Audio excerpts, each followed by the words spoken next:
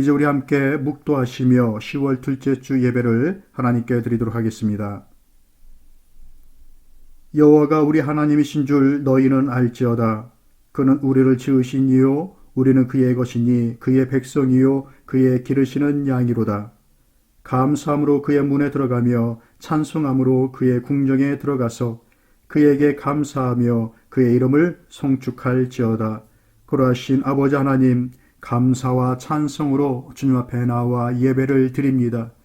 드려지는 이 예배를 통해서 우리 주님 영광을 받아 주옵시고 저희들에게는 한량없는 은혜로 채워주셔서 우리의 생명과 소망이 다시 한번 소생케 되어지는 그 은총을 다하여 주옵소서. 예수님의 이름으로 기원하옵나이다. 아멘.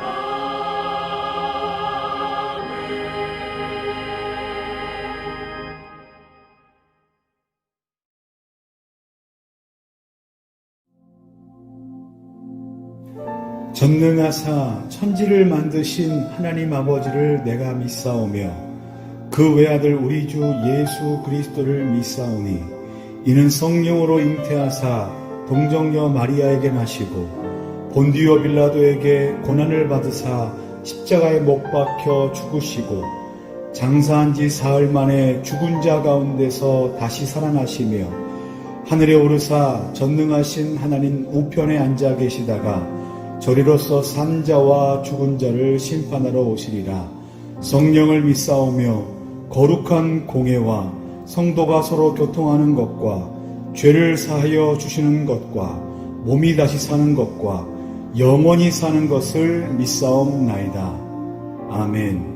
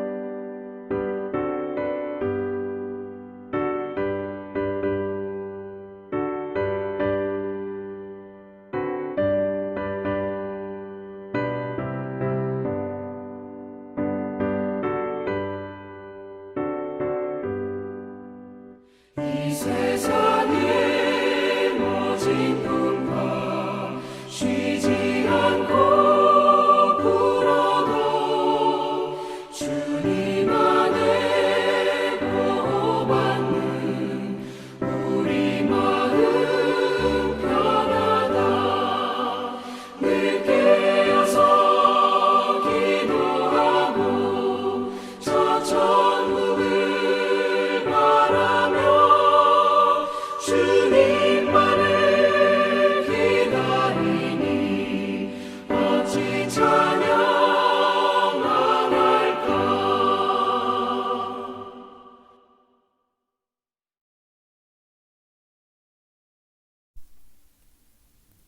하나님 아버지, 주님의 크신 은혜와 사랑에 감사를 드립니다. 복된 주일 저희를 다시 이처럼 주님께로 이끄시어 믿음의 예배를 드릴 수 있도록 하심을 감사를 드립니다. 모든 영광과 존귀를 홀로 받아 주옵소서. 하나님 아버지, 이 시간 세상에 분주하고 무거웠던 삶의 짐들을 내려놓고 영적 은혜를 간구합니다. 진리의 말씀으로 저희의 어두움에 빛을 주시고 모든 허무함과 절망에 새 소망을 더하여 주시기를 기도합니다. 주님의 뜻을 구하며 살지 못하고 인생의 바람과 욕심을 쫓았던 모든 허물과 불신앙을 오늘도 예수 그리스도의 귀한 보혈로 정결케 하여 주옵시고 저희로 하여금 더욱더 하나님의 선하시고 기뻐하시는 뜻이 무엇인지 그 뜻을 쫓아 살아갈 수 있는 믿음을 더하여 주옵소서. 오랜 시간 온 세계가 전염병의 창궐로 고통과 두려움 속에 있습니다. 하나님 속히 이 질병의 위협에서 저희를 구원하여 주옵소서. 믿음의 성도들의 회개와 기도를 들어주시옵소서. 모든 지도자들과 방역 담당자들 그리고 의료진들에게 지혜와 힘을 더하여 주셔서 이 어려움 중에도 잘 인도하여 나아갈 수 있게끔 저들에게 힘을 더하시고 주님 함께하여 주옵소서. 하나님 성도들의 신앙을 붙잡아 주시기를 기도합니다. 저희 예담교회를 지역에 세워주시고 하나님의 일을 꿈꾸며 이루어가게 하심을 감사를 드립니다. 모여 예배드리며 말씀 배우며 주신 명령에 순종함으로 주님께 영광이 되게 하여 주옵소서. 지역을 복음으로 밝히며 열방의 진리의 빛을 증거하는 일에 깨어있게 하시고 능하게 하셔서 많은 심령을 주님께로 인도하는 교회 되게 하여 주옵소서.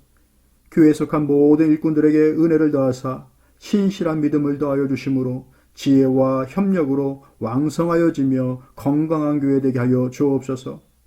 하나님 아버지, 연약하고 낙담한 성도들, 또 육신의 아픔과 고통 중에 있는 성도들, 주님 모든 것들 아시오니 긍휼을 베풀어 주시고 위로와 힘을 더하여 주시기를 기도합니다. 또한 모든 제목을 가지고서 기도하는 저들의 간절함을 아시는 주님, 능하신 발로 역사하여 주시고 고쳐주시고 강건케 하여 주옵소서.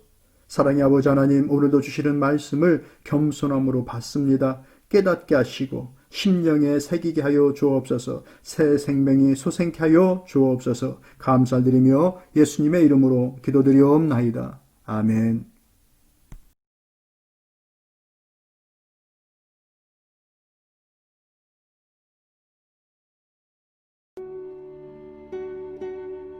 믿음이 연약한 자를 너희가 받되 그의 의견을 비판하지 말라. 어떤 사람은 모든 것을 먹을 만한 믿음이 있고 믿음이 연약한 자는 채소만 먹느니라.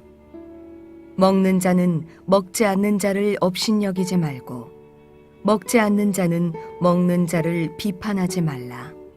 이는 하나님이 그를 받으셨음이라.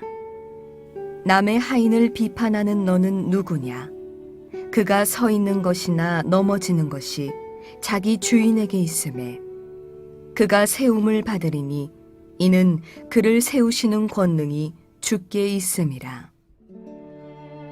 어떤 사람은 이 날을 저 날보다 낮게 여기고 어떤 사람은 모든 날을 같게 여기나니 각각 자기 마음으로 확정할지니라.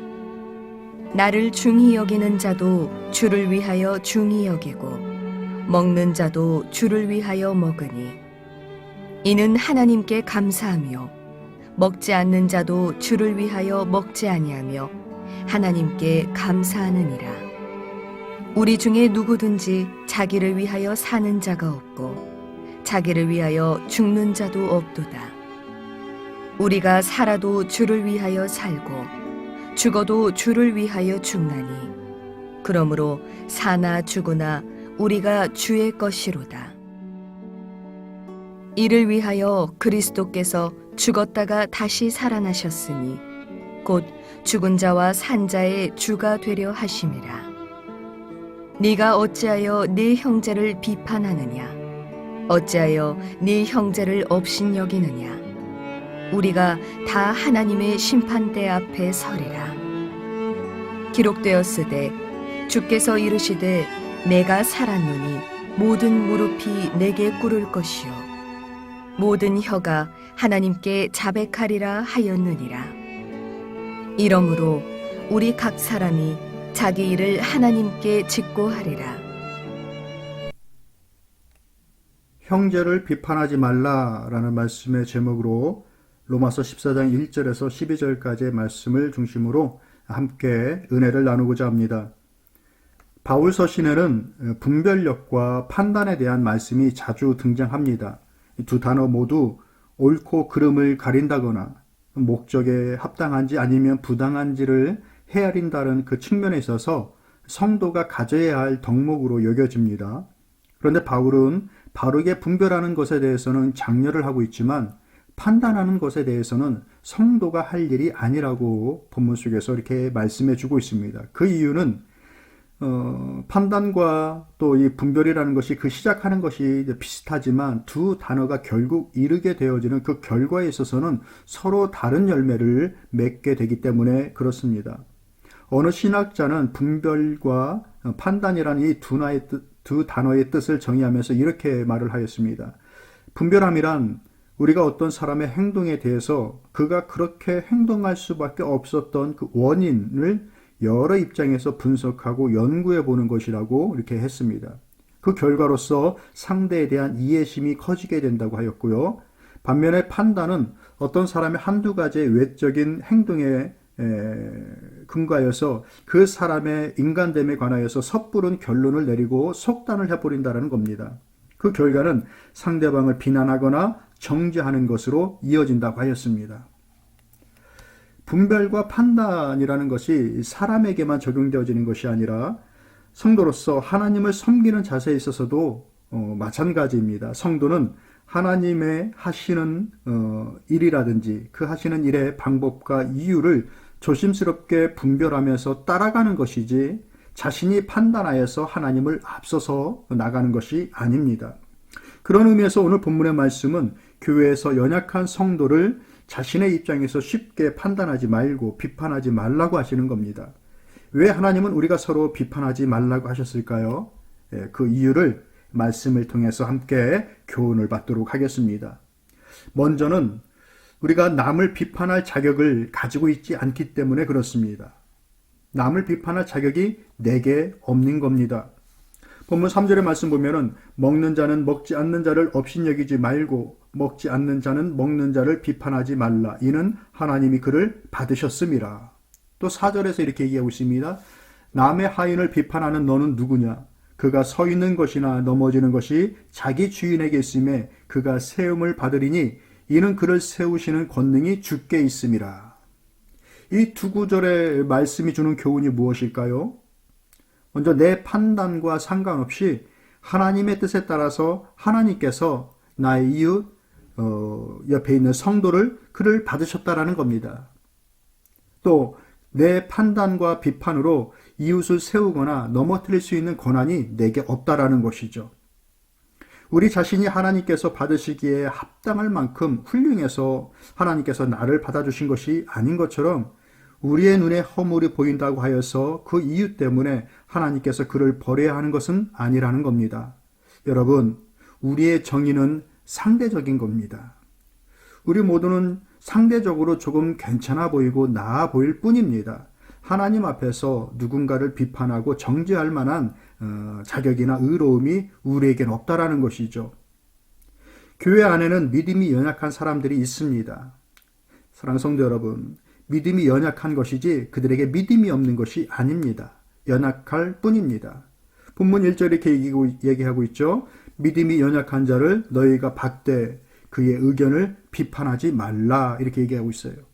당시에는 우상 숭배에 쓰였던 고기를 먹고 안 먹는 문제와 특별히 또 특정한 날을 고집하여서 예배를 드리려 하는 일 때문에 서로를 비판했던 문제를 바울이 지적하고 있는 것입니다.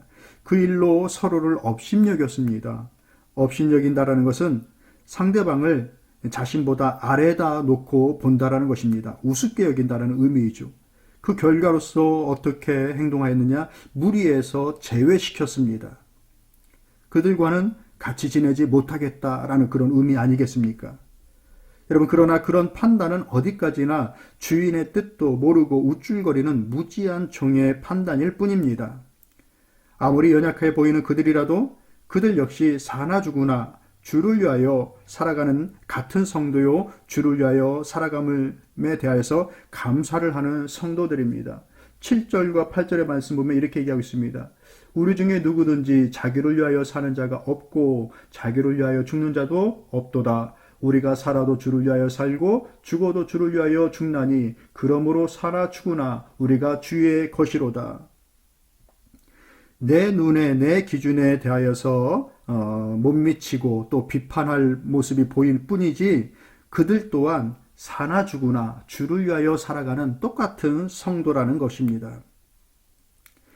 그때나 지금이나 교회는 완벽한 자들의 모임이 아니라 은혜를 알고 감사하며 조금 더 나은 주님 닮는 모습으로 성실히 나아가는 자들의 모임인 것을 기억하십시오. 교회에는 완벽한 사람들이 모이는 곳이 아니에요. 좀 더 주님을 닮고자 하는 사람들이 모이는 장소인 겁니다.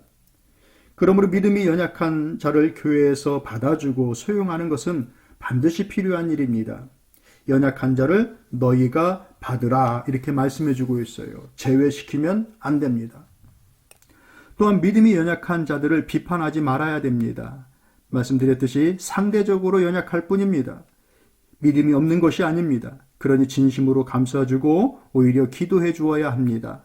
교회는 비판하고 분쟁하는 곳이 아니라 사랑과 섬김이 있는 곳이어야 됩니다. 우리 예담교회가 그런 교회로 더욱더 풍성하게 또 성숙됨으로 자라나갈 수 있기를 소망합니다. 연약한 믿음을 가진 자들은 비판을 통하여서 그 믿음이 자라나는 것이 아닙니다. 오히려 온유함과 겸손과 또 사랑을 통하여서 그 섬김을 통하여서 그들의 마음속에 성숙의 동기와 성장의 모델을 통하여서 그렇게 성장되어져 나가는 것입니다. 또 우리가 남을 비판해야 되지 말아야 되는 이유가 무엇인가? 5절의 말씀 보면 이렇게 얘기하고 있습니다. 어떤 사람은 이 날을 전날보다 낮게 여기고 어떤 사람은 모든 날을 같게 여기나니 각각 자기 마음으로 확정할지니라. 후반절의 말씀을 보면 각각 자기 마음으로 확정할지니라 이렇게 얘기하고 있어요. 무엇인가? 각자가 확정할 일도 있기 때문에 그렇습니다. 신앙생활을 하다가 보면은 말씀에서 뚜렷하게 정해지지 않은 부분들이 있습니다. 즉 율법으로 정하여지지 않은 것들이 있다라는 겁니다. 그러한 것들은 사람들의 생활과 기호가 다양해지면서 더욱더 많이 등장하게 되었습니다.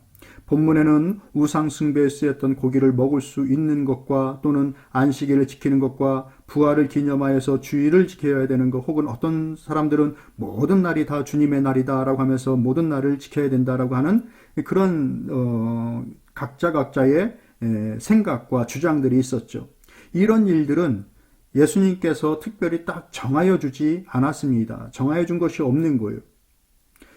그러나 그렇게 서로 간에 생각하는 그들의 마음속에, 그렇게 말을 하는 그들의 마음속에는 어떤 생각들이 있느냐? 모두 다 동일한 생각을 가지고 있습니다.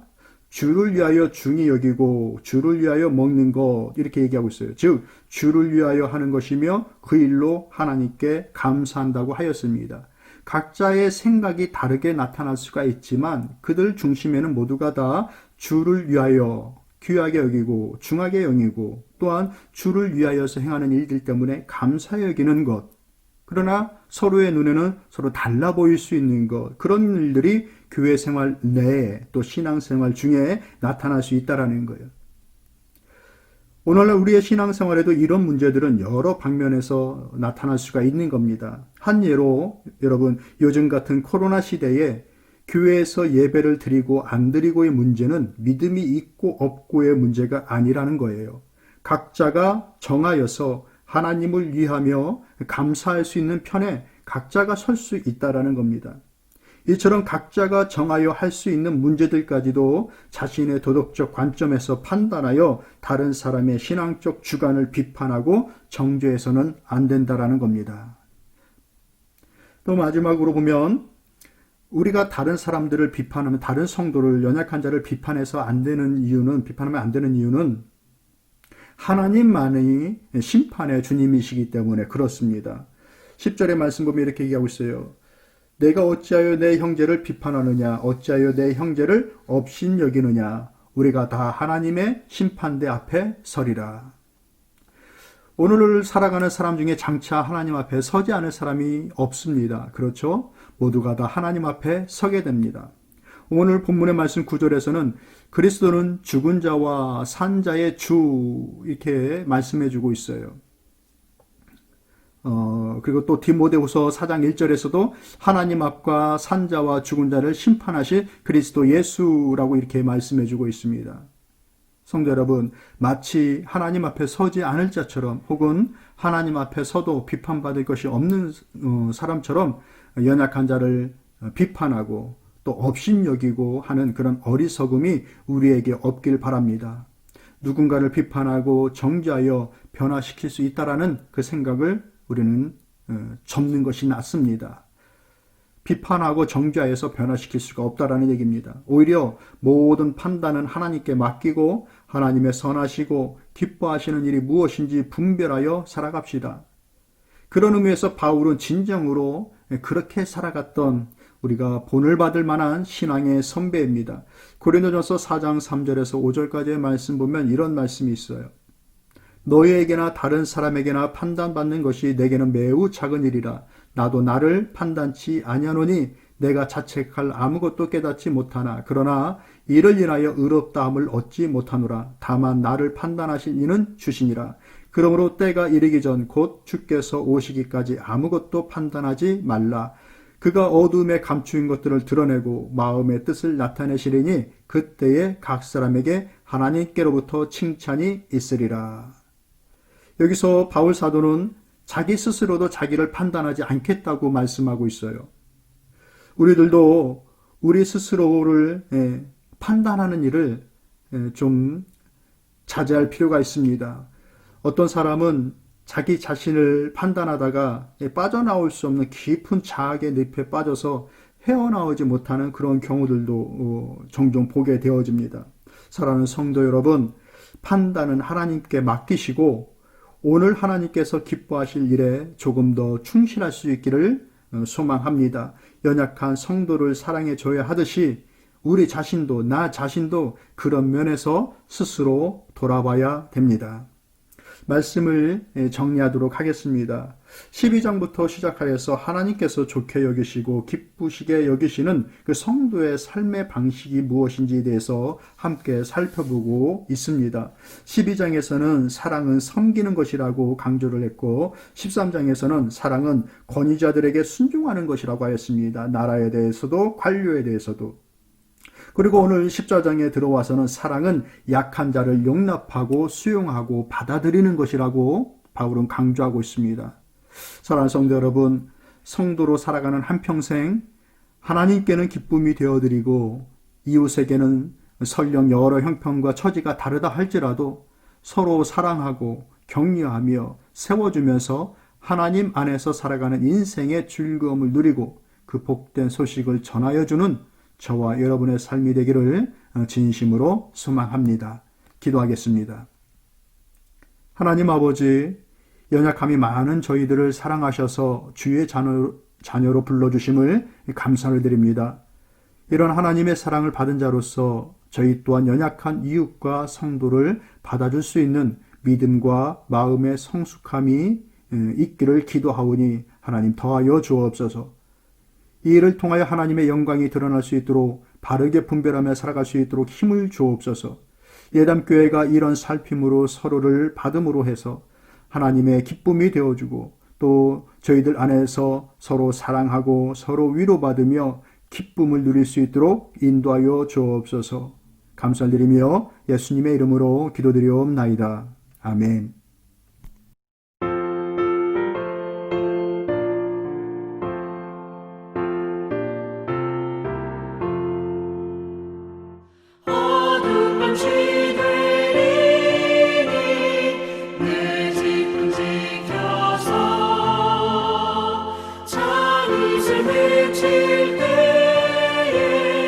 일찍 일어나